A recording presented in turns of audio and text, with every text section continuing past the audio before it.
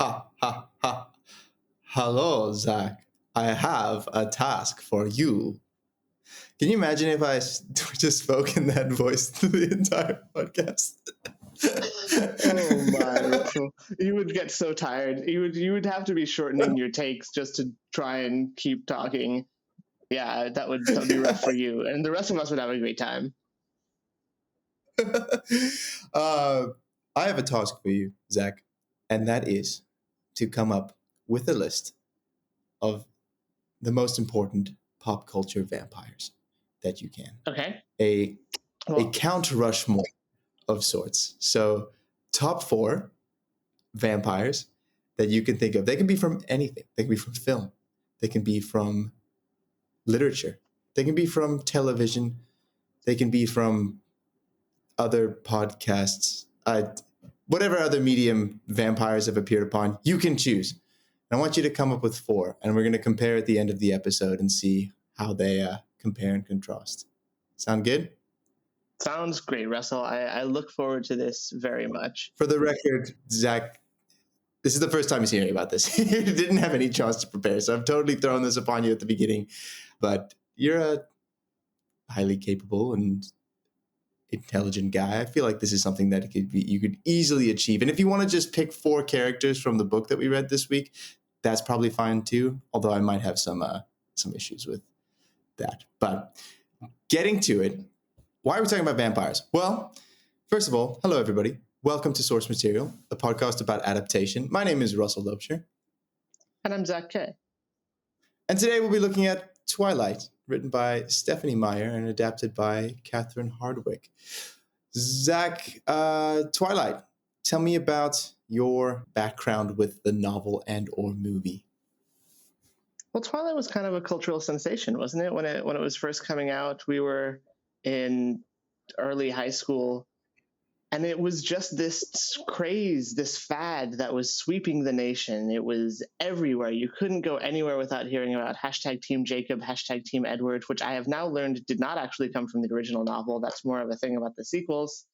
But being a teen boy when there was this thing super popular, specifically with people that I thought were not necessarily the most media literate of teen girls specifically, which is a very teen boy prejudice thing to say, but that's how it was. We were like 14. I was derisive. I had a set of opinions about this story that I had never read or watched.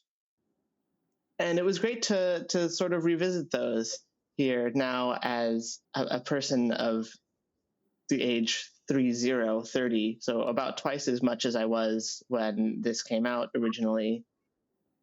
And I got to both challenge some of those assumptions and then also kind of just indulge in them. And some were correct and some were not. And some of my opinions I am surprised to be holding and about to share with you in the course of the next, 60 to 180 minutes, in case we really go for a long time.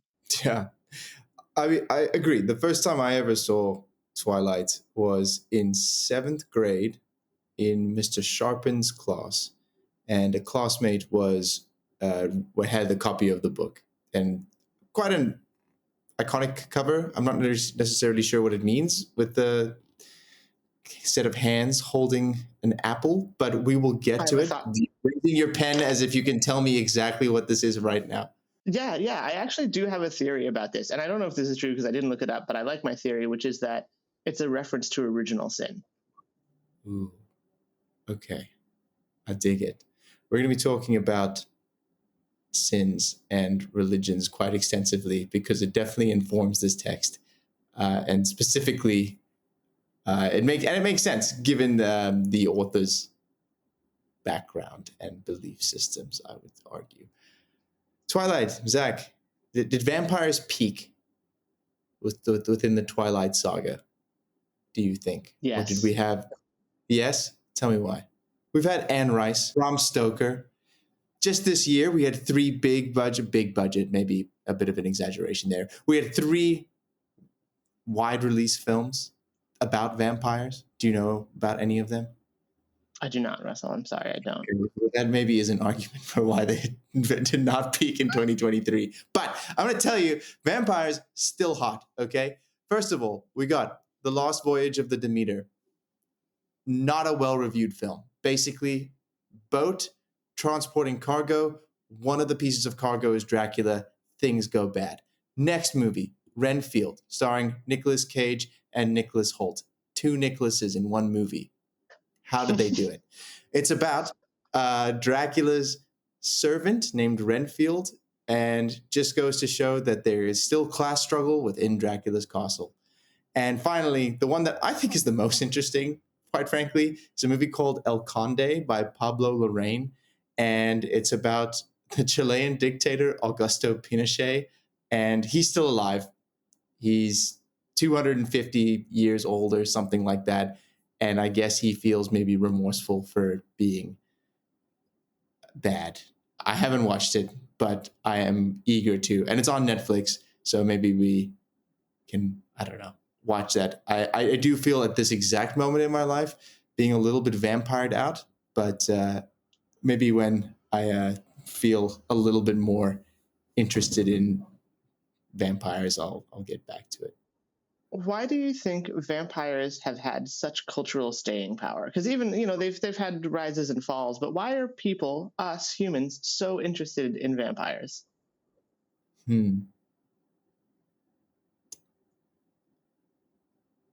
Well, vampires like blood, and we need blood to survive. And if a vampire were to take our blood, we would no longer be alive. So there's maybe that. Does that answer your question? I think that's probably the conclusion that most people would come to. It does answer my question, but it does so badly. But that's fine. So, no, I don't know. I think it's, when Bram Stoker wrote the novel, it's entertaining. It's action filled. It establishes an iconic monster that was then like readapted in classic Universal Hollywood and has clearly been adapted several other times over the course of the last several decades. But Anne Rice had big hits with vampires, Buffy the Vampire Slayer. We had, what was the show? Is it True Blood, or am I? True Blood was True Blood not a detective show? No, maybe I'm thinking of True Detective. Something with blood, which makes my original point, that much stronger, I would argue. We got Twilight, Abraham Lincoln Vampire Hunter or Slayer or something like that. I'm just naming things. I'm not even answering your question, but I think that this evidence proves that vampires still hot. I don't know. What do you think? Why do you think vampires have remained in the cultural conscience? It's a good question, right? I'd say it's a good question. I'm the one who asked it, but it's not one that I have an easy answer to either. Certainly, we love monsters, right? Whether it's vampires or werewolves or Frankenstein's monster or ghosts, ghouls, zombies. Like, we have so many of these cultural monsters, but vampires, to me, often feel like a tier above the rest, right? Because like zombies are a thing, they're an unnamed horde, but vampires are always these cool, rich, sexy kind of supervillain type, almost like temptresses or temptors that exist. Maybe it really is just about sin and temptation. And that's probably a take that I would not have had prior to reading Twilight. But certainly in the context of Twilight, it is about sin and temptation. And humans love sin and temptation. So, God, me too. Let's get to it. Twilight was written in 2005 by Stephenie Meyer. A little bit about Stephenie Meyer. She was born December 24th, 1973 in Hartford, Connecticut, but grew up in Phoenix, Arizona. She went to BYU, Brigham Young University, and got married at the age of 21. She was a member of the Church of the Jesus Christ of Latter-day Saints, and it really shaped her novels. She is quite open about this, and suggests that the themes are consistent with her religion, which include like temptation and eternal life and morality. Okay. Don't think that that's like, having read Twilight, don't think that that comes as a big surprise. But how did she become an author? Well, she says that Twilight came to her in a dream in 2003. And she, in this dream, there was a girl who had a romance with a vampire who was tempted by her blood. I don't know. Like, is that the most original idea to just say like came from a dream? Usually when people say like, oh, it came to me in a dream, it's a little bit more unique, I suppose. Like, isn't that idea just repeated in almost every single vampire story? I don't know. Maybe I'm being a little bit mean here. Oh, and I should add before you continue. Given that we have already spoken about our maybe previous biases that we had with Twilight, I would approach this in saying that, as you said, right, for you being 30 years old and for me being in my 20s, making fun of Twilight would probably be pretty easy, right? There's a lot for us sitting here to point out that could be quite comical and frankly quite mean-spirited. But we're going to try to stay away from that. We understand this book wasn't exactly written for us, but rather for teens and tweens. But there's going to be some value, I'm sure. But there is also going to be opportunities for us to laugh. And I don't know. Do you want to say anything about that before I continue talking about Stephenie Meyer and her dreams? I do. Thank you for the opportunity. First, to your most recent point, there is nothing more societally accessible than making fun of things that are for teenage girls. So certainly we will do better than just falling back on that.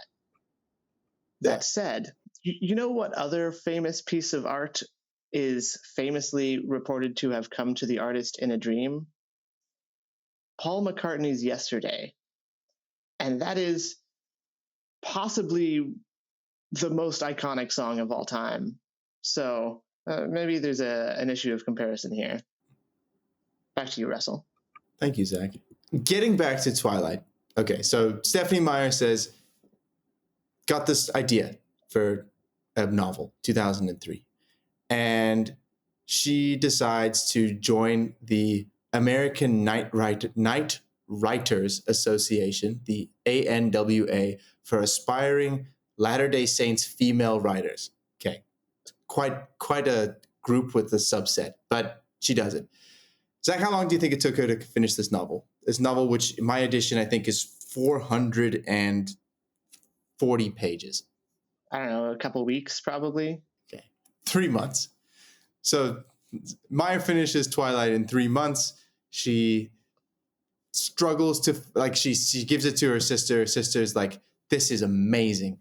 And she's like, oh, I don't know, it's not that good. She's like, no, you should get it published. And so calls around, a bunch of different agents and publishing houses turn it down, but eventually one signs her on, and Twilight is published. It is followed by New Moon, which came out the following year in 2006, then Eclipse in 2007, and finally Breaking Dawn in 2008. And I think that there's maybe some other additional books in the Twilight universe, but not in the series, if that makes sense. So the copy I got was a double feature that featured double. But the other part was a rewriting of the story, the same story, but with the genders swapped, which Stephenie Meyer released as like a 10th anniversary or 15th anniversary or something. So not necessarily original fiction, but there are still derivative works coming. Yeah, totally. I suppose this is a good time to ask you, do you know what iconic text from the 2010s was inspired by Twilight? 50 Shades of Grey. That is correct. Ding, ding, ding. Zach, you win. 50 Shades of Grey. Yes. The trilogy was developed from Twilight fan fiction by E.L. James, I want to say, is the name of that author. Although I do know that she went under the pen name Snow Queen Ice Dragon, which is just incredible. Great job. And wrote a fan fiction about the main characters from Twilight, Bella and Edward, but eventually was forced to change the characters' names because one, they're teenagers, and two, I don't think that, frankly, writing graphic sex scenes from his like established IP would have really flown. So she changed that and created Christian Grey and Anastasia Steele, and the 50 Shades of Grey was then birthed. But yes, 50 Shades of Grey developed from Twilight, which if you just hear that idea, you may think like, what? But I think when we get into the meat of the text, it's, I think, quite easy to draw. Like how it's quite easy to see how James was inspired by some of the scenes from Twilight. I don't know if you agree with that. Well, I'm not familiar with the contents of 50 Shades of Grey beyond the concept, so maybe. Okay, well, neither am I. Maybe I'm just drawing some conclusions that are uninformed, but we'll move on from that. Okay, so critics of Twilight when it came out, well, they considered her writing to be overly simplistic, but the stories received quite a wide fan following. Something to point out is that the Quileute Native Americans or indigenous folks, that, you know, some of their legends and traditions, which are included in the novel, some of the tribe members found her use of their legends offensive. So it's I think, something worth noting. We'll get into the details there in just a second. There is a list, a compilation that was made by Cosmopolitan magazine on the 10-year anniversary of the first book's release, that is titled "The 10 Meanest Things Critics Have Said About the Twilight Book Series." And I want to share a couple of those with you right now, Zach. So okay. I'm not going to go through them all, but I'll pick some of the larger, I suppose, publications from the New York Times. The premise of Twilight is attractive and compelling. Who hasn't fantasized about unearthly love with a beautiful stranger? But the book suffers at times from over-earnest, amateurish writing. A little more showing and a lot less telling might have been a good thing, especially some pruning to eliminate the constant references to Edward's shattering beauty and Bella's undying love. Okay, fair enough. The Guardian. What I most resent about the world of Twilight, apart from the perfectly good hours it's thieved from my precious finite life, is the drawing of the vampire's teeth. The dismal heroine, a clumsy, selfish nincompoop with the charisma of a boiled potato, is left to make all the sexual running, while her demon lover persists in behaving like a perfect little gentleman, the chivalric hero of a bygone era. Okay. And NPR. It's just this wildly floored prose that's wielded with the subtlety and repetition of a jackhammer, all in the service of a story that's going nowhere, being told by a girl who seems to be fighting me for the gold medal in not liking her contest. So, certainly not the most glowing reviews you've ever read in your life. And okay, but not all folks thought that Twilight was bad. In fact, I will have you know that this book received a 5-star review from lovevampires.com. So NPR, lovevampires.com, we'll let you decide who's the authority on Twilight. Zach, Twilight, am I right? Let's talk about the book. First initial thoughts, and then we'll get into the plot. What do you think? Yeah, Twilight. What a story, right? What a book. What a world. It was long. Certainly the complaints about the prose are, in my opinion, founded. It was not easy reading in a line-to-line sense. No. The story itself, and I'm sure we'll get into this more, is really two stories that just kind of switch midway through the book, which was an interesting experience. I didn't really see that coming, but I don't know. It wasn't very good, is my brief summary of my opinion, is that it's just not really well written. It's not something. I do say, okay, I'm going to say nice things. I'm sorry. I'm going to say nice things first. And that is that, I thought it was very effective at getting into the mindset of this sort of angsty, love-struck teenage girl. That felt pretty accurate and true to life. I say never having been a teenage girl, but it felt about right. And then B, there was one really, really good line in this book, and I'm going to say what it was. And it didn't make the movie, and I was disappointed because it is by far the best several words in this book. And it's when in the story Bella is talking to Edward, and he offers her a ride down to Seattle. He finds out she's going to Seattle instead of to the dance, and she says, "No, I can get there in my truck.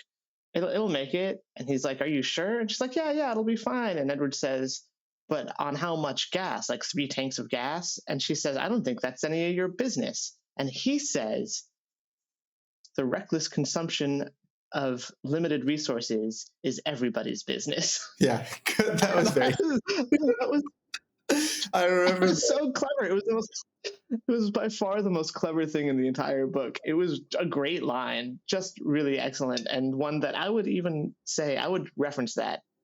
I would quote it in everyday conversation. For sure. No, that's so true. I remember that and just thinking like, well, this seems kind of out of place and something that I could imagine, frankly, one of our friends saying in conversation. Yeah, Twilight, again, as you say, too long. I found myself at times just entering a sort of haze as I was trying to progress with the story. The characters are, I would say, well realized, but almost too much so. There's just too much time spent in the minds of Bella, I would say. And to the point that she becomes almost, for me, tough to be around. And we'll get to Edward and his behavior, because frankly, he's not the most likable character either. But highlight from the book, Charlie, Bella's dad, seems like a pretty cool dude. And I think that they realized him well in the film as well. He's the highlight for me. I want to spend time with that guy, drinking Rainiers and watching Mariners games. Bring it on. Come on. So let's talk about the book. So Twilight opens up and we're introduced to Isabella Swan. She goes by Bella. She has a good relationship with her mom, and her mom's remarried, and she's in Phoenix, Arizona, but decides, it doesn't make sense for me to continue living with my mother, because she's going to follow her husband around as he tries to make it in the minor league baseball circuit. So Bella decides to move to Forks, Washington, in sort of the Olympic Peninsula. Very small town, described it having like a couple thousand folks, like in between 3,000 and 5,000 people living in this town, and moves from this dry, hot area where she really enjoyed to Forks, which is quite isolated, small, gloomy. And she's moving in with her dad, who she calls Charlie. Charlie arrives. He's like, "Hey, it's good to see you again." She says, "Yeah, you too," but remarks that one of Charlie's best qualities is that he doesn't hover. So he's not like all over her when she comes back, not trying to be like super invested and buy her a bunch of things, although he does acquire for her this truck that we've talked about, but that's about it. She's excited about the truck and is, the thing that's on her mind is how she's going to fit in this new community and deal with leaving Phoenix, Arizona. Anyway, she starts school, and immediately she tends to find a bit of a social circle, although she is quite self-conscious. Bella is a character that has a low self-esteem throughout the entire novel, so that doesn't really change. Maybe that kind of speaks to what you had touched upon earlier, Zach, about this sort of entering the mind of a teen girl, right? You're very conscious about like how your peers view you, and that's certainly not something that is limited to the teenage girl experience. I can tell you from my day-to-day experience dealing with 6th through 8th graders that their teenage boys care about nothing more than impressing their friends. And that can be infuriating, but it can also be quite a rewarding thing to see, because they do genuinely love each other very much, just kind of show it in odd ways. But let's get back to Twilight. So she develops relationships with several people that she meets. A guy named Mike, Abigail, was that her name? Am I misremembering now? I'm not sure which character you're referring to. There's a Jessica that is probably her closest friend, right? So okay. So, but the thing about this is that she spends a whole night thinking, oh, everyone's going to hate me and think I'm this weird loser. But when I say a whole night, I mean several pages of this book worrying about this. And then she gets to school and literally everyone likes her and thinks she's cool and either wants to be her friend or wants to date her, or both. Yeah. So all of these worries, totally unfounded. The only exception is the weird vampire boy, Edward Cullen, who gives her weird looks and is like kind of mean to her for a little bit, but just super popular in this school. Yeah. Very, very main character. And it's like everybody else knows she's the main character of the story. And I think maybe me misremembering some of these tertiary characters' names is just their only character trait is that, like, they want to spend time with Bella. I want to be your friend. I want to go shopping, or want to go to the beach, or I want to take you to the dance, or will you please ask me to the dance? And like, they're very nice in a way that just comes across as, I don't know, maybe even being kind, like just like small town, I will, help you carry your books down the hallway. But I felt like the entire first like 50 to 100 pages, when we're like trying to get to her interacting with Edward, was pretty slow and meandering. It was just, okay, we have these other people here that really only serve to show that Bella was wrong to think that everybody would hate her. Do you agree? Yeah, and none of them matter. None of them matter in the end. No. They are secondary, happening in the plot characters for the first third of the novel, maybe, and then Edward just starts hanging out with Bella, and all of these other characters fade away at first. Some of them have commentary on her dating Edward, and then for the last third of the novel, they're just not in it. They're not even there at all. So yeah, it was a bit slow. It was clearly like, oh, we're setting mood and stuff, but it was maybe overdone. We didn't need as much. Yeah. Anyway, so at first she sees these figures in the cafeteria, and she is told that they are the Cullens. They are technically a family because they're adopted by the town doctor, but they aren't related. They are sort of made out to be foster kids that all live together with the town doctor and his wife. And they kind of just hang out together, don't really socialize with anybody else. But something that is immediately remarked upon is, wow, these are the most beautiful people in the school, right? They have an ethereal quality to them, and they are seemingly like untouchable. Bella arrives at her science class, and the open spot is going to be next to Edward. And he is clearly made very uncomfortable by Bella's presence. Like, she takes a seat, and his fist clenches, and he looks straight ahead, and he does not interact with her whatsoever. When the bell rings, he stands up and leaves as fast as he can, and he goes to the office of the school to try to change his schedule because he is clearly like disturbed by something, and Bella witnesses this. The person in charge of school scheduling is like, sorry, we can't do that.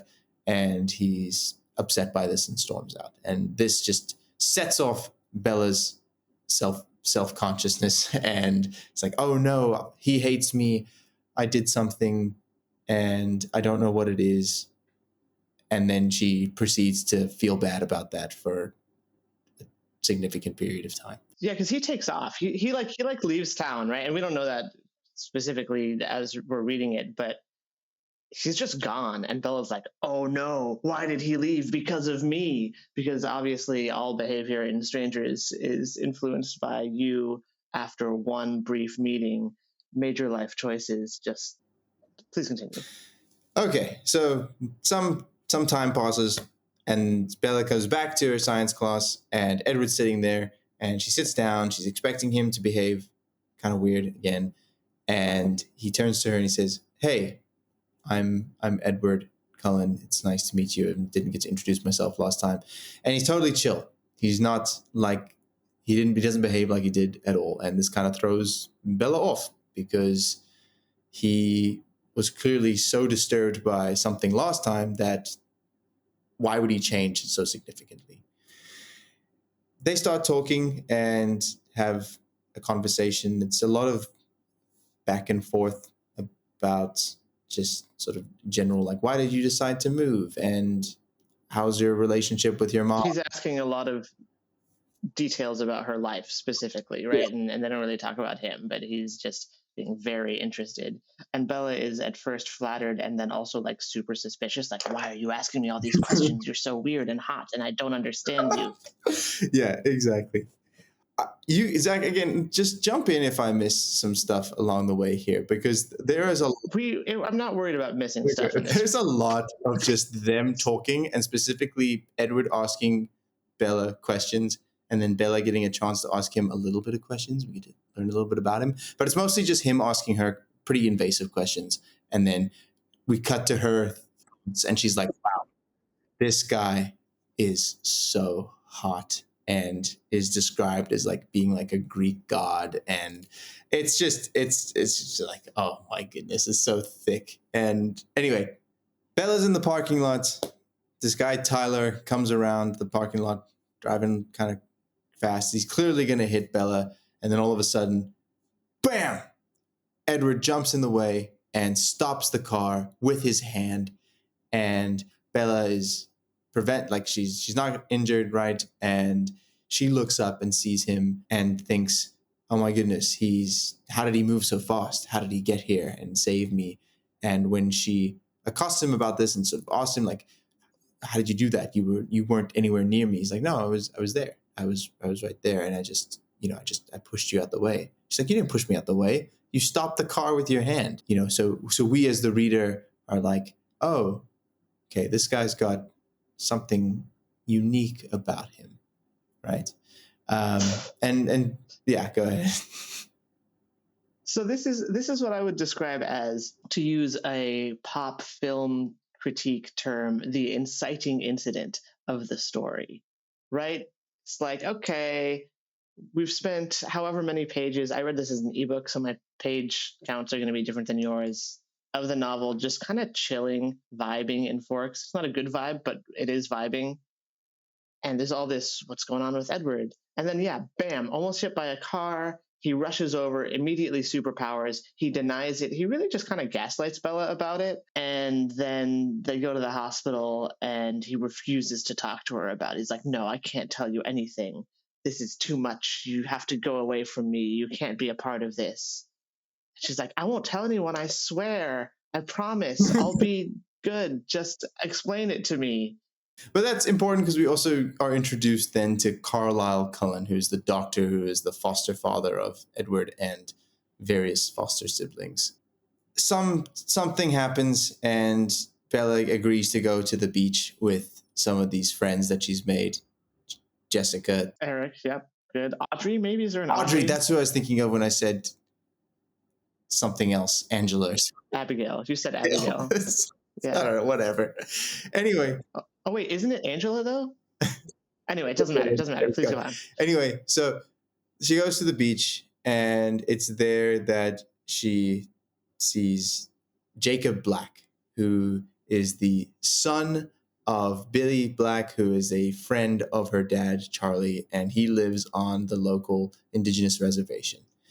And he's a little bit younger, but clearly smitten with Bella, and she realizes that she can, like, wield her flirtatious behavior to get some information from Jacob. And Jacob kind of provides a little bit of history and also explains why, hey, the Cullens, they don't come this way. And she's like, oh, why? It's like, oh, well, we don't like them.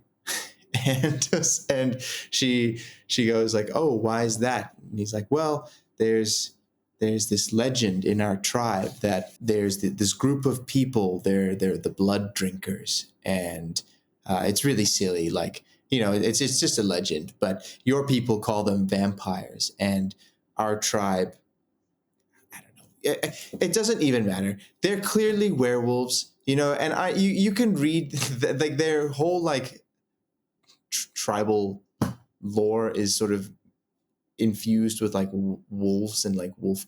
I don't know, not culture, like wolf themes, I guess. Werewolf culture. Werewolf culture. I don't know what I'm trying to say here. They don't like each other. The werewolves and the vampires don't like each other, and we get the first sort of inkling that Edward is a vampire. And I don't think that any single person picked up this copy of this book and didn't already know that. But there you go. Yeah, so this was an issue for me, right? Because there's such a long stretch of this novel that is about Bella figuring out what Edward is. Yes.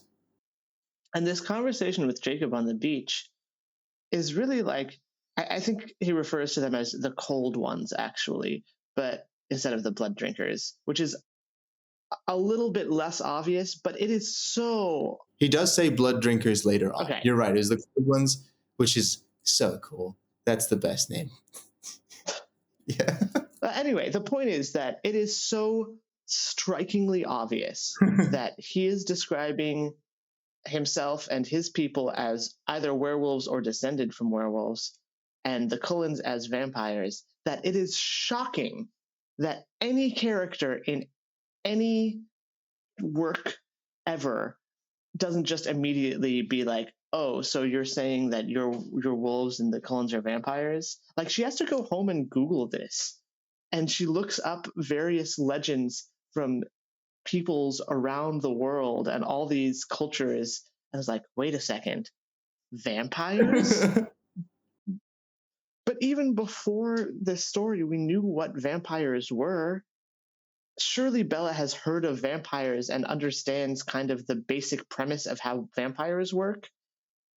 Could she not have just thought, wait, you're telling me that they're vampires? And then we could have had, like, she could have struggled with that in her own way.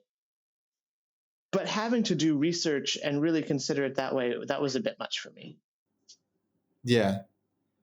I mean, I don't know. Maybe this is it. The back of my edition, which is this one, literally says about 3 things I was absolutely positive.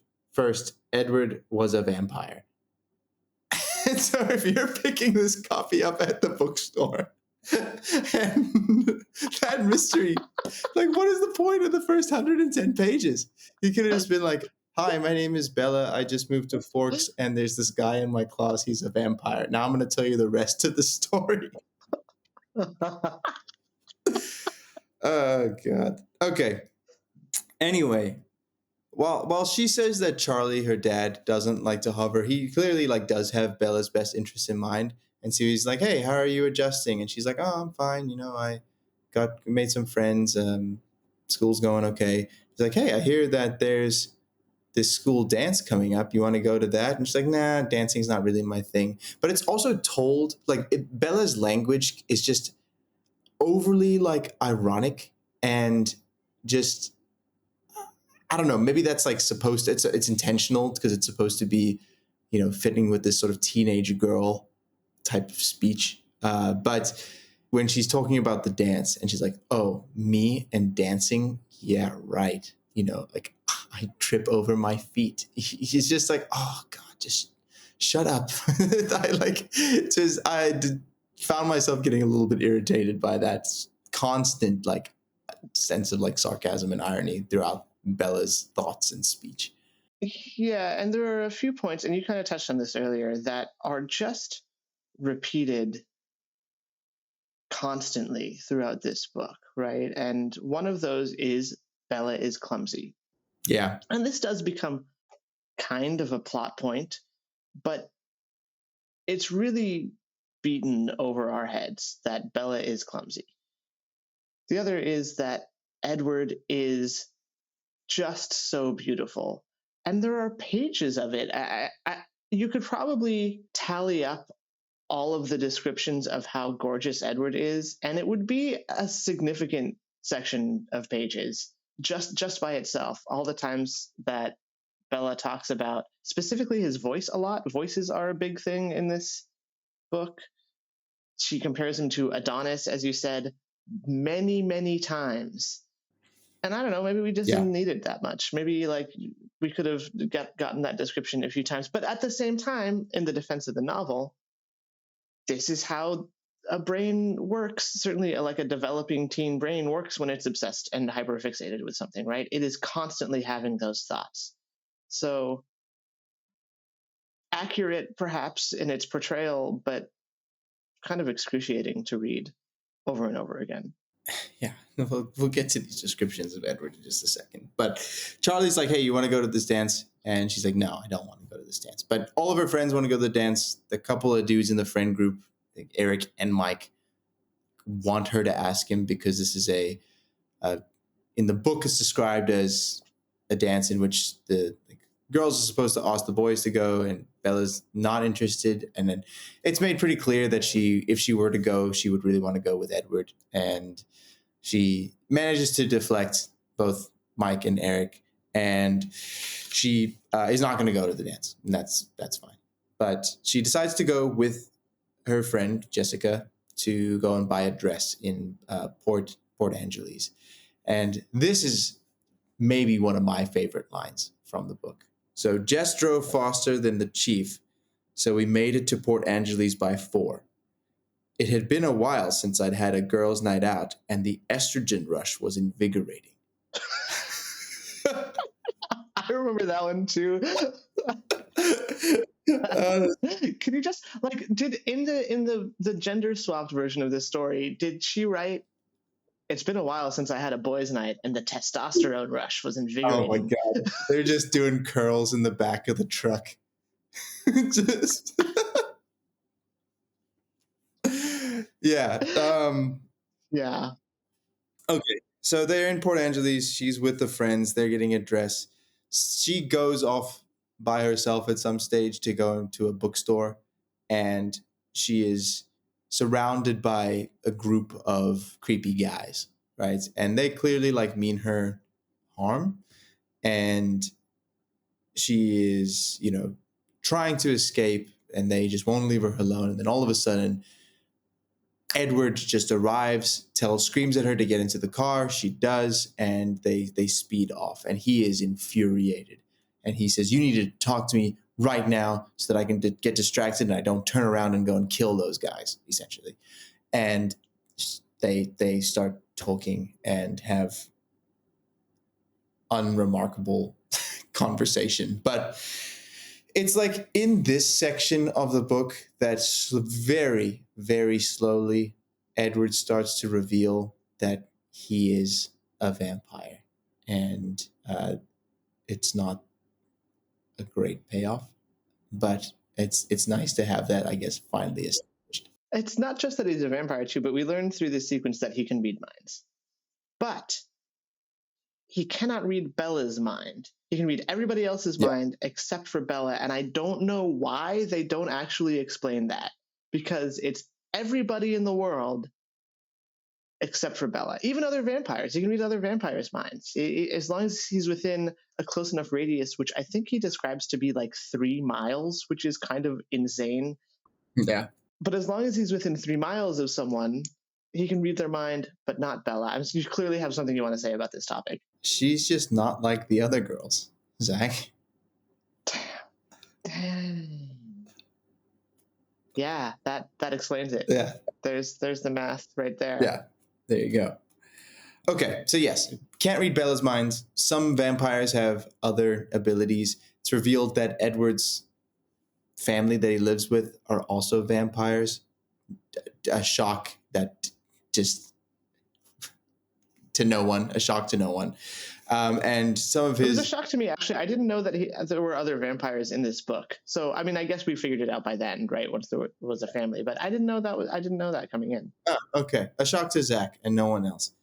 And then, as you say, some of the powers, like his sibling can sort of see the future. She's got like a hazy like seer ability, but it can change. So yeah, I don't know. It's like imagine being able to see into the future like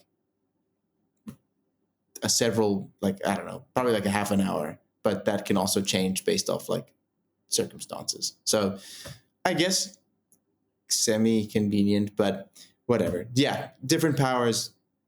The reason that they live in Forks is because it receives the least amount of sunlight in the continental US. And it's not that they can't be outside in the sunlight, they can.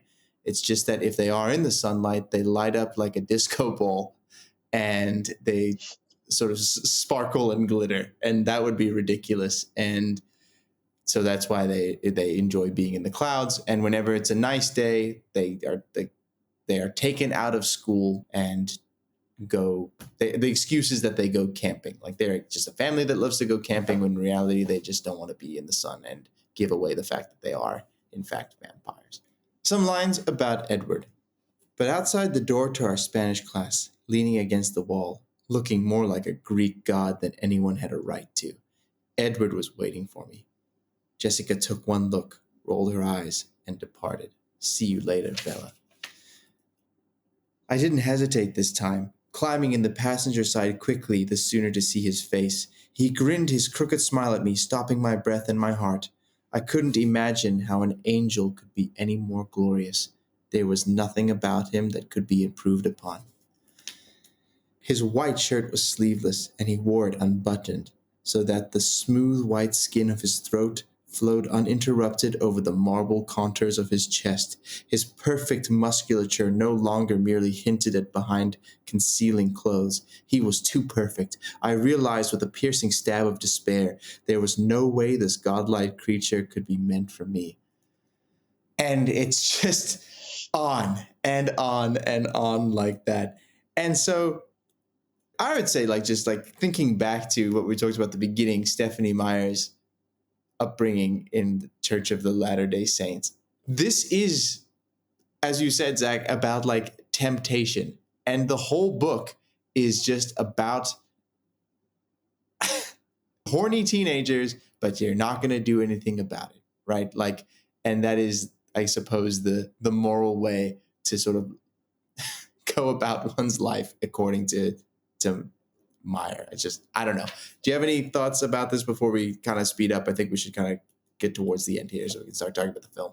Yeah, I do. And so this is going to be like, this is the big point about this story, right? It's the big theme, which is that this is just an abstinence allegory. And it just is.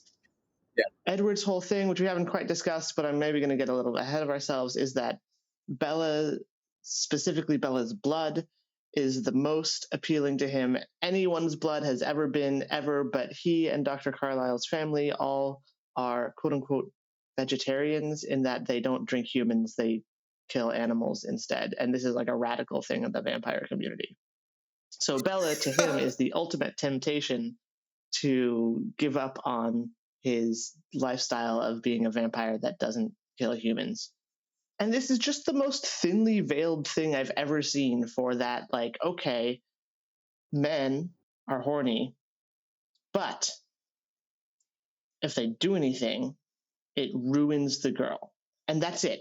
That is the ideology that is behind this book. It is abstinence only, but it is specifically through that very gendered lens of that, just like boys want sex all the time, but that's giving away your virtue, and it's evil of them, and it's monstrous, and it's sin, and your whole thing has to be not doing that. But Bella is so desperate to literally give it up, and in this case it is her human life, her humanity, that she's begging Edward by the end of the book to please make her a vampire. Again, spoilers, but he remains true and steadfast like a true Christian hero and does not do what she's asking him to do, which is maybe for the best, but it's just a really thinly veiled allegory. I don't know if you can even really call it allegory. So that is a whole thing about this book, and one of the reasons that it's not very good. Yeah, true. Okay, we're gonna speed up here, and then we're gonna finish with another thing that I underlined. Okay, Bella's spending a lot of time with Edward, and as you said, she's just infatuated by him, and he's a bit of a creeper, just loves hanging out outside and spying on her. And she's like, "Why are you spying on me?" And he's like, "Well, what else is there to do at night?" And the simple answer is, "I don't know, maybe anything else." Get poppy, bro. Like, read a book. Play the piano. You're supposedly a brilliant pianist, but like, come on. Yeah. Anyway, she's eventually invited over to the Cullens' place, and they're like, "Hey, it's gonna be stormy outside. You want to come play some thunderball?" She's like, "What's that?" It's like, "Oh, it's baseball." After some scene with Charlie in which he has to be convinced that Edward's actually a good guy, they go to this field and they start playing baseball. And the reason that they have to play during a thunderstorm is because these vampires are so unbelievably strong and fast and have these powers that when they make contact with the ball, it sounds like a crack of thunder. So there you go. Maybe my favorite scene of the whole book. I was like, okay, that's pretty cool. I like that idea. These vampires playing baseball in the middle of nowhere in Washington. Anyway, during this time, 3 other vampires show up, and they're like interested in playing, but they eventually see that one of them, named James, eventually picks up on Bella's scent, because remember, she has this delicious blood, and he cannot get the thought of Bella out of her mind. And the Cullens are like, "She's with us, don't touch her, actually you should move on, like we don't want you here in our area." And they're like, "Okay, cool." And it's clear that these vampires, specifically this tracker named James, is not going to leave Bella alone. So the Cullens make a plan to send Bella back to Phoenix, Arizona for the time being, and then wait for the vampires to then leave, or like they're going to deal with them, and then she'll come back. And this is like the lost fifth of the story. Anyway, it's certainly the most action heavy. If you were considering like having an interesting book, like the interesting section of the text, I found this like the most interesting. Maybe this is what you're talking about, where like the novel just changes completely from this like frankly quite mundane teenage love story into like, okay, there's actual like vampire things going on. Anyway, James tracks her down. He's gonna eat her, and Edward comes to her rescue. He kills James, and James had bitten Bella, so Edward has to suck the venom out of her, and she ends up recovering. But at that moment when Edward was removing the venom, it was quite clear that like, oh, he's got a taste for her blood, but he manages to restrain himself. And that's really the important thing here. Russell, this is the vampire equivalent of soaking, right? I suppose you could say that. Yes. Thank you. Do you want to tell people what soaking is? No. Yeah, if you don't know what it is, look it up, but not at work. That's all I'm gonna say. Yeah, for sure. Yeah, and then the book kind of ends. Edward just really wants Bella to have a normal life, and Bella wants to become a vampire, and Edward says, "No, I can't." And that's it. That is the book Twilight. But before we get Zach's closing thoughts, I really want to point out Edward's hottest take from the book. This comes midway through, I suppose.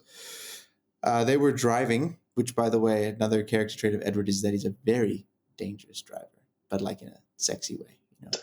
Anyway, he had turned the radio to an oldie station, and he sang along with a song I'd never heard before. He knew every line. "You like 50s music?" I asked. Music in the 50s was good, much better than the 60s or the 70s. Ugh, he shuddered. The 80s were bearable, which is just the most wrong thing anybody can ever say.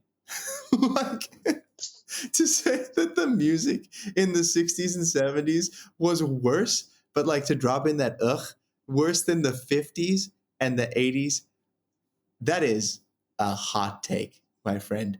And Zach, you are far more musically literate than I am. And when you read that, what could you possibly think? There were a few points in this book where I thought that Stephanie Meyer must be a person who has never gone anywhere or really done anything. And this is one of those points where the words that I was reading were just so uninformed about the world that clearly this is just someone's idea of what things might be like. And that's how I felt about that. Any closing thoughts about Twilight the book before we start talking about the adaptation? I have broader story thoughts. But I think we can save those for the movie. I do want to say, while I was reading this, specifically the first half of the book, and thinking, wow, this is so slow and the dialogue is clunky and it's kind of excruciating to read. Surely they will do this better in the Hollywood film, right? Like they will find a way to make this section engaging. And then they didn't. They actually made it worse. I will argue that they made it worse. And that's going to be my lead into our discussion of this film. Okay, well, let's get to it, because I'm really excited about that. Twilight was adapted in 2008. So the book came out in 2005. Short time between the publishing of the text and the adaptation, 2008. It's directed by Catherine Hardwicke, who started off as in life, I suppose, started off as an architect, but then was like, hey, architecture doesn't allow for much creativity. So I'm going to go and become someone involved in production on film sets. Eventually, she gets the opportunity to create her first feature film she raised money for, called 13. And this movie was developed with Nikki Reed, who at the time was 14 years old. So Hardwicke, who is this adult woman, meets this 14-year-old, and they write a screenplay about sort of how teenage girls deal with drugs and sex and friendships and that sort of thing. Anyway, this is Hardwicke's most critically acclaimed film. It's premiered at Sundance and received an Academy Award nomination for Holly Hunter, who was a supporting actress. And Hardwicke, the director, uses that momentum to create The Lords of Dogtown. Lords of Dogtown is a movie that is essentially about the origin story of skateboarding, and while that means by which the story is told, it's really about the teenagers and the relationships between them and how the success of skateboarding, or how they perform in the world of skateboarding, which is this new sport, sort of pushes them apart. So again, it's about teenage angst. Okay, she then directs The Nativity Story, which is the story about the birth of Jesus. And she wasn't originally going to do it, but then she was like, what if I took a new approach to it? And she was like, you know what really got me? I found out that Mary was 13 or 14 years old. And I thought about all the girls, the kids that I know. What if this happened to them?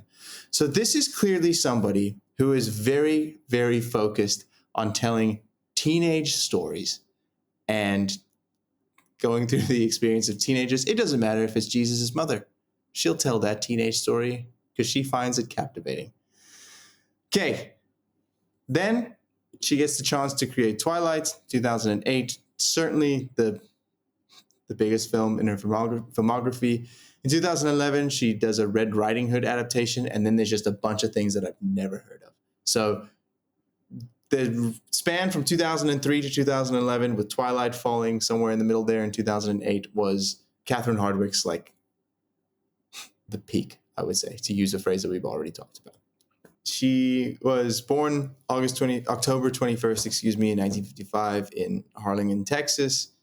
I've already gone over her filmography. It's quite strange, and the only linking thing there really seems to be that she is drawn to stories about specifically the experience of teen and tween girls, which is not certainly a bad thing. It's just interesting that she started off with a movie about being 13 and has not really branched away from that at all. I mean, even Red Riding Hood you could kind of like draw, I would assume, parallels to that exact same idea.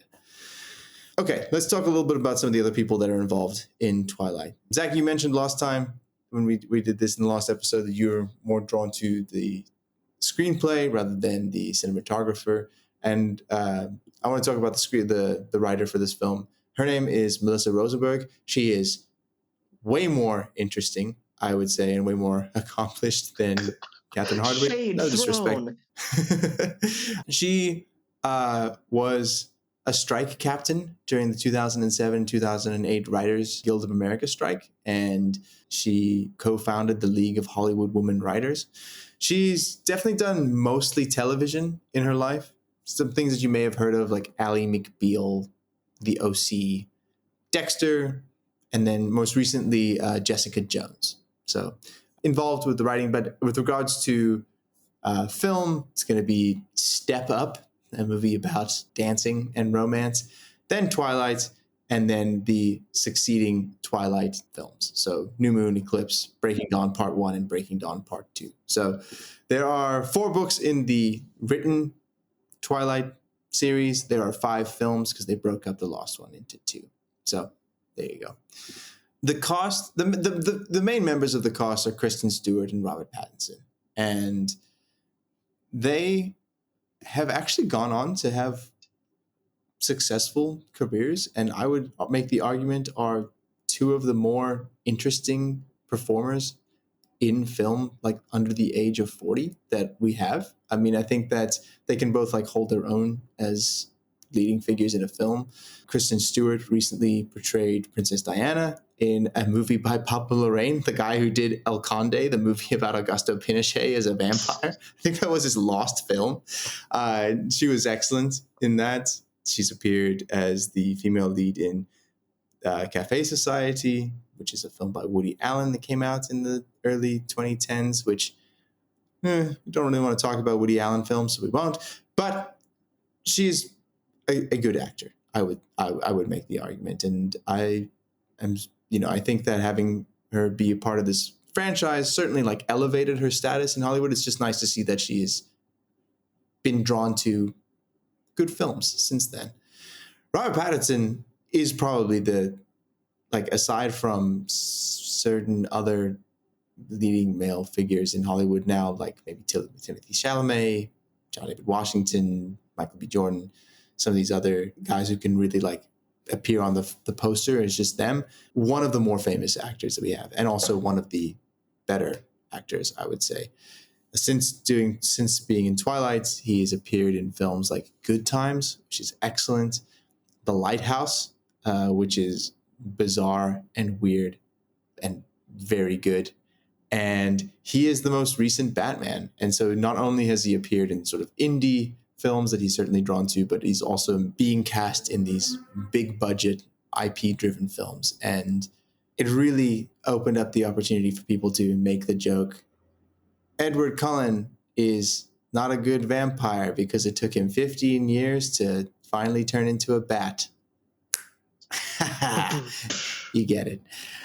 Anyway, Robert Pattinson, good actor. Would watch any film that he appeared in next. Getting back to Twilight, that premiered in Los Angeles on November 17th, 2008. It had a budget of $37 million, with a global box office of $408.4 million. It wasn't nominated for any Academy Awards, but it did win 9 out of 12 Teen Choice Awards in 2009. So really cleaned up there. Wait, Russell, can we also just discuss that Anna Kendrick is in this for some reason? Yeah. Sorry. Yes, Anna Kendrick appears in this movie. She is the friend. Yeah, she's Jessica, who is just like a nothing character in the film. But Anna Kendrick was already kind of famous when they made this, so I don't understand why she was in this and why she is such a nothing character in this movie. That didn't make sense to me. Yeah, sorry. I even forgot to mention. That's fine. I mean, it was just like I was watching it and I didn't know. Like, what? Why? Yeah. Okay, so the movie is a pretty honest adaptation. There's not a lot that's really different than the book. The one thing that I would say is we get a few little snippets early on about these other vampires, like the ones that eventually like, try to attack Bella at the end. We get little scenes of them attacking humans interspersed in the beginning of the story. So we get under like, it's not like shown these attacks, but like there's, oh, some so and so was killed by a wild animal, right? Like, and there's a sort of a vague chase scene that we experience, and this sort of like sets up the fact that there are some evil beings in this world, right? So Yeah. that sort of foreshadows the difference, I suppose, between the vampires. But I don't know, was it completely necessary? It, the way I read it was as a relatively desperate attempt to try and tie the two stories in this book together. Because there are two, right? And Fair enough. there's the first story, which is the one we all think we're reading, is Bella and Edward getting to know each other. And I guess you can say falling in love, although it's kind of a like instant thing, right? Based on the fact that his blood smells really good, or sorry, her blood smells really good to him, and the fact that he's a super hot vampire for her. Those are the factors that make them fall for each other. And then once they've kind of established that they're together and she meets the family, Stephanie Meyer was presumably like, okay, well, I've kind of wrapped up that story, but I still feel like writing another 150 pages or so. And then adds this whole thing about the other vampires who do not show up in this novel at all. And then the story is radically different. And from a story perspective, there's not like Bella stops having any agency when this happens. Yeah. And she doesn't have like a desire line. She's not even really a protagonist anymore. She's just sort of like the MacGuffin of the vampire world at this point. So Yeah. my read was that in the movie, putting those scenes earlier, just trying to like add a little bit of cohesion to what is going to be a 2-hour film, which is much shorter than the novel. Was that kind of your thought as well? Totally. Yeah. No, again, like this is a film. I've spoken to people about Twilight because I had never seen it until we decided to read this book for this episode. And people are like, oh, yeah, Twilight, that was good. It's bad in parts, but like they have like an emotional attachment to it, right? And I was trying to understand why. And I don't know if it was like it just really captured people in 2008 and people like reflect fondly upon that time in their lives, maybe when they were in like middle school or high school or something like that. Because quite frankly, Zach, it's not a very good movie. And at times it's very, very funny and silly. I mean, Edward looks like the sad clown Canio from the opera Pagliacci, right? He is like like just caked in white makeup. It just looks ridiculous. Like Yeah, I understand he's supposed to be this sort of like wan figure, I suppose, living in Forks, was already like gloomy and is not going to inspire a lot of people to get any tans. But like that was overdone. Like the makeup department maybe had an excess of supply. Just like, okay, let's just cake this onto your face because he looks ridiculous. And just other things that just really were funny. We'll talk about the special effects. Like this is 2008. I mean, this is the same year that Benjamin Button came out, which we talked about last. Obviously completely different budgets. Not expecting a movie like Twilight, specifically in the first film in the series. I imagine the budgets got bigger as the series progressed, but the running scenes were just like comical. It looked like a movie, like a sci-fi channel classic, like, or a sci-fi channel like original picture. Just okay, Robert Pattinson, stand here, move your arms really fast, and then we'll just like add some blur effects, and we'll watch you just like run through the woods. It's there was the scene where Edward rescues her from the group of men in Port Angeles, and he just whips the Volvo, and it's just this like hatchback. It's like you would expect for some kind of like a maneuver like that for at least to be like a little bit of a cooler car, but it's like something that your mom would take you to drop you off in elementary school. It's like nothing about that is like, oh, this guy is like dangerous and sexy. There were just so many choices like that where I was just like, what are they doing? Yeah, and it was also kind of a letdown after reading like surely 20,000 words about how hot Edward Cullen is for it to be. And this is not a commentary on how Robert Pattinson looks, but it is a commentary on how his character was portrayed both through makeup and wardrobe and all of that as just like kind of an angsty teenager. He was just like kind of a guy. And maybe part of the issue is that in the book, the vampires are supposed to be, and this is a canonical trait of becoming a vampire, is it makes you hotter. But the vampires were all supposed to be mega hot, just absurdly more gorgeous than anybody else could ever possibly be. But in a Hollywood film, everyone is hot because that's how films work. They just put attractive people on the television in front of the camera. So there wasn't that separation for me between the vampires and just everybody else in this movie who is a famous celebrity and thus required to be attractive more than the average person. There was also just like a strange like blue filter placed over certain scenes. Like I don't know if it was trying to like really emphasize the gloominess of this place, but especially when we were introduced to the vampires, right, the Cullens in the cafeteria.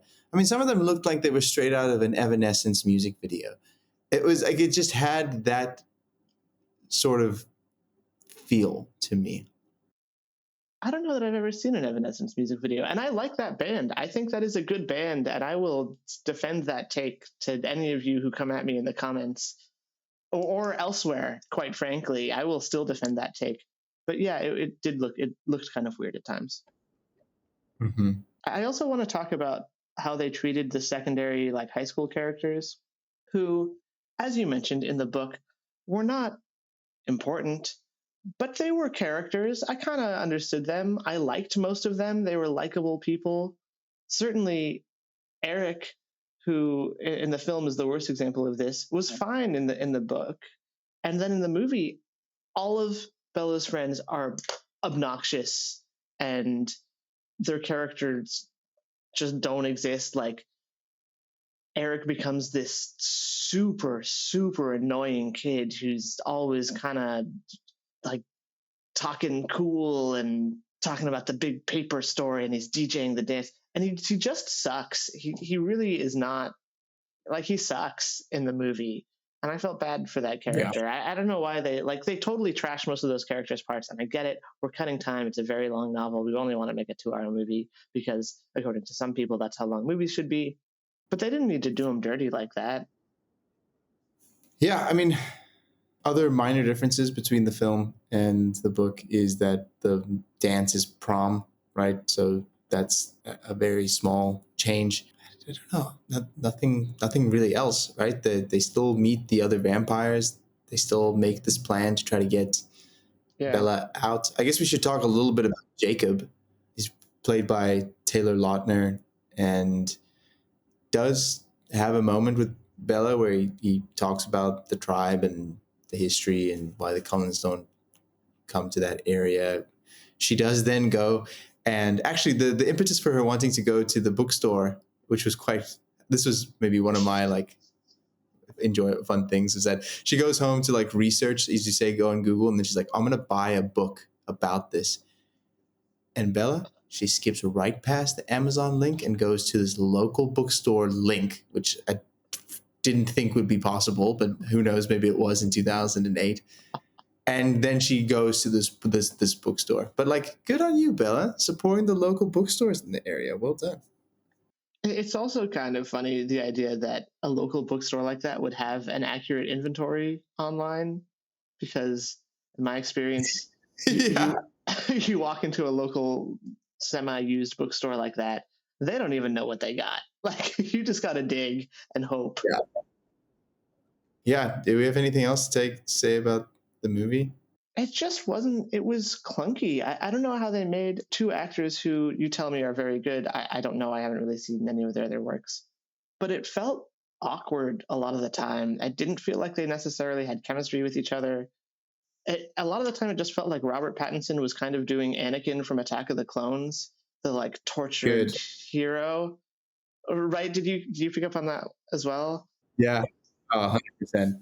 Beat for beat, a copy of Hayden Christensen's performance, which has been panned by many, many people in many, many contexts. But I mean, to be fair to them, like the script doesn't do them any favors, right? Like it's very, as we spend like a great deal of this podcast talking about like the source material, right?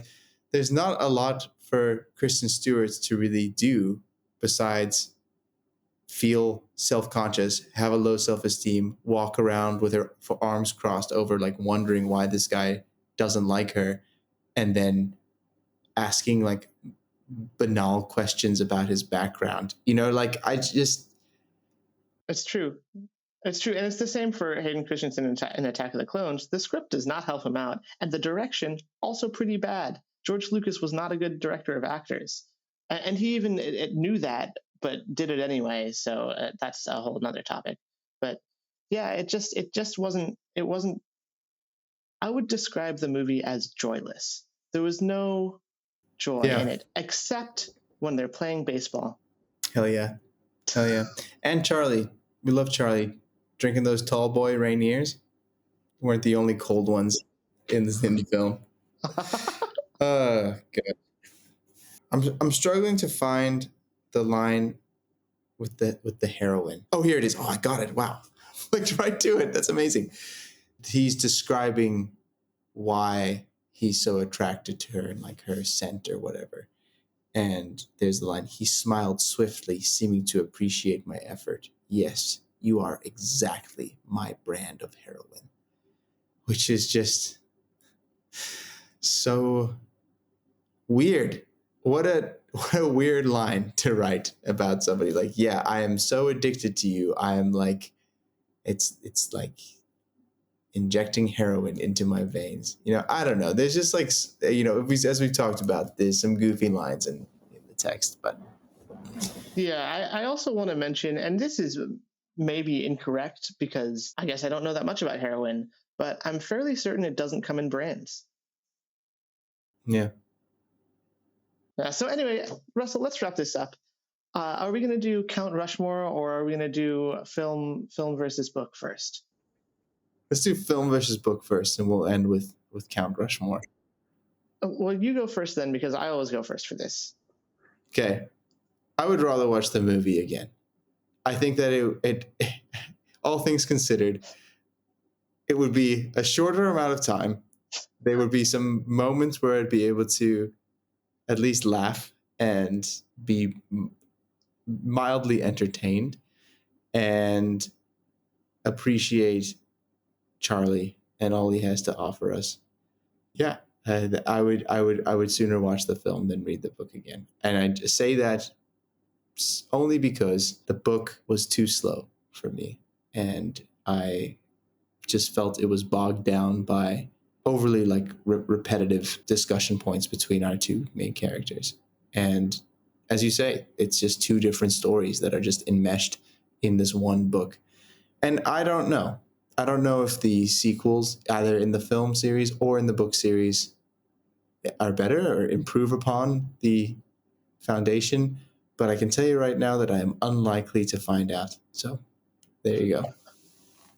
Yeah, the other thing that makes me unlikely to find out about the sequels is that some of the story points that I've heard, just through cultural osmosis, are horrifically absurd and at times horrifying. Such as, at some point, and spoilers again, these movies came out a long time ago, and don't listen to this podcast if you're afraid of spoilers. The whole thing is spoilers, actually.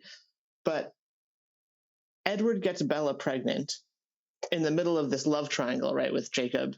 And the way that they get out of this is that Jacob is actually destined to be with the child of Edward and Bella, which is weird and absurd and uncomfortable for a lot of reasons, but also like clearly we don't care about age in this story because Edward is approximately 90 years old, right? They say he's been 17 for like 80 years, but for some reason still wants to date high school girls, which is also uncomfortable, but not something that you can really spend a lot of time thinking about if you want to engage with this story. So to answer the question, I'm going to vote the book is better, but not for the same angle of approach that you took, because I don't want to read this again and I don't want to watch it again. But I do think if I had to erase the experience of either reading it or watching it, I would rather have only read the book than only seen the film. I think that was a better experience. And I think it's a better telling of the story. I kind of mentioned this earlier. The dialogue and everyday moments in the movie were somehow worse than in the book. It felt worse, at least in the, like, at least when reading the book, I could insert my own sort of interpretation for how these lines were delivered and the tone and the kind of like the jocularity between actors, or not actors but characters, the chemistry between the two leads, and none of that existed in the film. So yeah, I'm going with the book for this one. All right. I think this is the first time that we've split. It is. Well, I guess our podcast was in need of a slight revamp. Oh, okay. All right, with that, Count Rushmore. Zach, what do you got for me? Okay, I've got, you probably can't really read this. Edward Cullen, number 1. Great. Okay. Then I've got Dracula. Great. Then Nosferatu. Okay. Iconic. And then this next one is kind of a hot take. I've got Rudy Giuliani. Amazing. I was going to have a follow-up question where I asked you who's the most likely to be a vampire in our world today. Henry Kissinger, the kiss of death, was up there, but has since passed, so no longer. But Rudy Giuliani, good call. Yeah, the thing about Rudy Giuliani is that he looks like he can't be human and occasionally drips blood, but also certainly not a vampire under the context in the Twilight universe. True. I've never seen the man sparkle on the sunlight. So there you go. All right, my 4, the Count Rushmore. Dracula, of course. Come on. He's the OG. He's got to be on there. I would go Viago from the What We Do in the Shadows movie. That's the one portrayed by Taika Waititi. What We Do in the Shadows, I haven't watched the show. I know that people love it, and I'm sure there's some iconic vampires there that would maybe make the list, but the film is really good and really funny, and I enjoy it very much. Let's see. Blade. Gotta go with Blade. Do you know about Blade, Zach? I don't know about Blade. No, I do know Viago. I have seen that movie. I don't know Blade. Okay, Blade is, I believe, so he is himself a vampire. He's in the Marvel universe, and he uses a sword to kill other vampires. Portrayed by Wesley Snipes in 3 Blade films, and will be reprised by Mahershala Ali, I think in 2025. But pretty cool. And finally, you got to go with Count Von Count from Sesame Street. He's definitely making the Count Rushmore. Come on. Of course. Yeah, I should have got that one. Sorry, Edward Cullen. You're definitely in the rotation, but not in the starting lineup. Yeah, okay, good Count Rushmore. You had a lot deeper cuts than I did, which maybe makes it worse because the question was the most popular, but... Well, the other thing is that I had more time to think about this and come up with different answers, whereas you had the span of this episode, which is a far more daunting task. Anyway. True. That's true. All right, folks, thanks for listening to this episode of Source Material.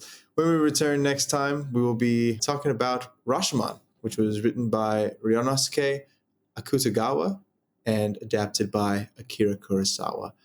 Very much looking forward to that. Zach, I'll see you next time. Yeah, see you next time, Russell. Thank you, everybody, for listening. Please subscribe. Please give us likes and internet points and all of those things. I don't know that I actually care, but I feel like I'm supposed to say that at this point. So see you again next time. Looking forward to diving into a true classic.